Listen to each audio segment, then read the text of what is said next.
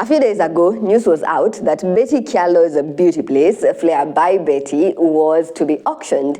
And given that this is Betty Kyallo and it's her shop, as you can imagine, this was big news. But the question is, why was it being auctioned? What had led to this? Betty Kyallo herself said that it was due to rent and rent arrears. First of all, the news was out after a public notice was released by Keysian auctioneers.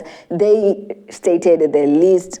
They gave the list of the things that would be auctioned. They stated that the date would be on Wednesday, 17th April 2024 from 11 a.m. Now, when the news was out, Betty Kyallo admitted all this and said that, yes, it is closing and I'm letting it go because, it has become a tough business to run. These were her exact words.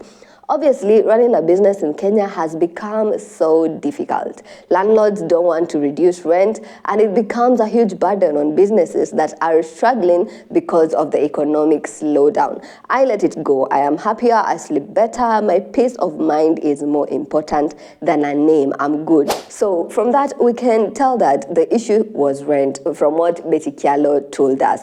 However, a lot of people have gone ahead to give their own reasons as to why this shop is, or this business is closing down. And one of the people who has tried to reveal the actual reason why this business was shut down and why the things are being auctioned is a former, or a man who claims to be a former employee of Flair by Betty.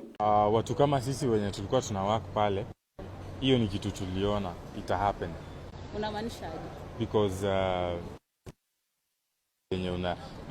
kuna time unaweza kuwa place na uone the flow of client, na uone the class imekwa pale, na uone the rent, hizo vitu haziambatani, you see.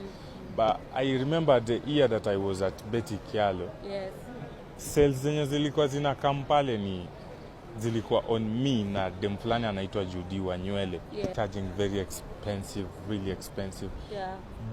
Flair by Betty ilikuwa Flair by Betty ikianza, ikitokea Posh Palace.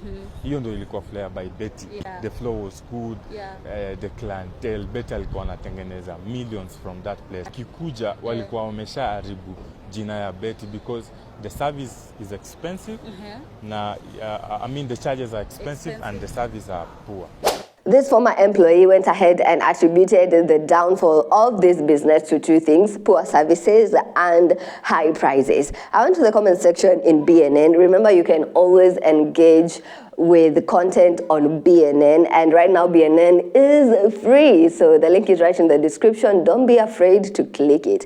Now, there is this BNN fan who went ahead and said, hapo kwa poor services nayo ni ukweli. I went there with a friend for manicure, pedicure. We ended up spending 14,000 and the services weren't worth the money we had paid. So Val is attesting to what the former employee has just said. However, I found it ridiculous that this employee is talking about poor services, and he was one of the people providing these services. So how were his services? And this is also a question that was raised by someone else on BNN chat. Here's what he had to say.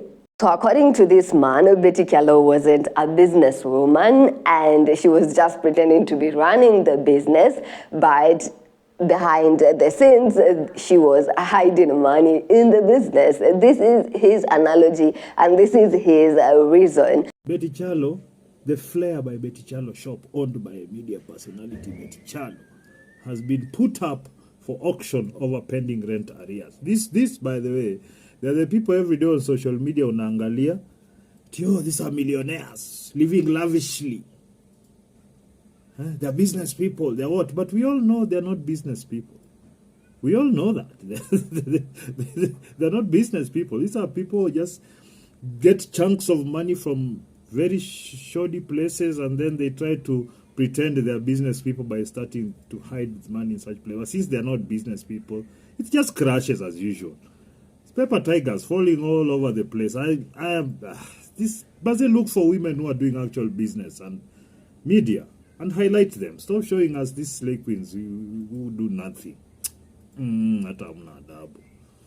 Now, let me know in the comment section what you think about this. And you know, when we talk about this wash thing and people laundering money in their businesses, this has been going on. These rumors have, I'll call them rumors because we don't actually have facts, we don't actually have receipts. Because for us to actually call a story and say that this is indeed wash, we need to have receipts, we need to have facts, we need to have evidence. But this man doesn't have evidence, so we can't be sure that what he is saying is true. However, that is his opinion, that is his thought. Now, I went through the comment section and people were having this discussion of wash, and my question to you is, if someone was to approach you and tell you that, hey, you have this and this business, I would like to wash my money in your business, would you agree? As a Kenyan, would you agree? Let me know in the comment section. I'd really appreciate if you engage with me in the comment section.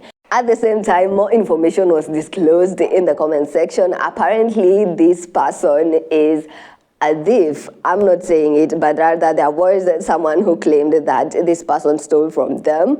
And this person said, wait, this guy is a thief. He went with my cash. I have a salon. I know what I'm saying. His name is Madina and Nail Tech. I was new in the business. And this is why I always tell you, BNN is exactly where you need to be, because the tea is not just in the post, but also in the comment section. But anyway, that guy said what he said about Betty Kyallo's business. And so now we have the rent issue as one of the reasons. We also have poor services and high prices as another reason, according to the former employee. Let me know in the comment section. I'd really appreciate if you engage with me in the comment section. And laugh with tupatane here next time. Remember, this is BNN, where with the biz, I like to keep it buzzing.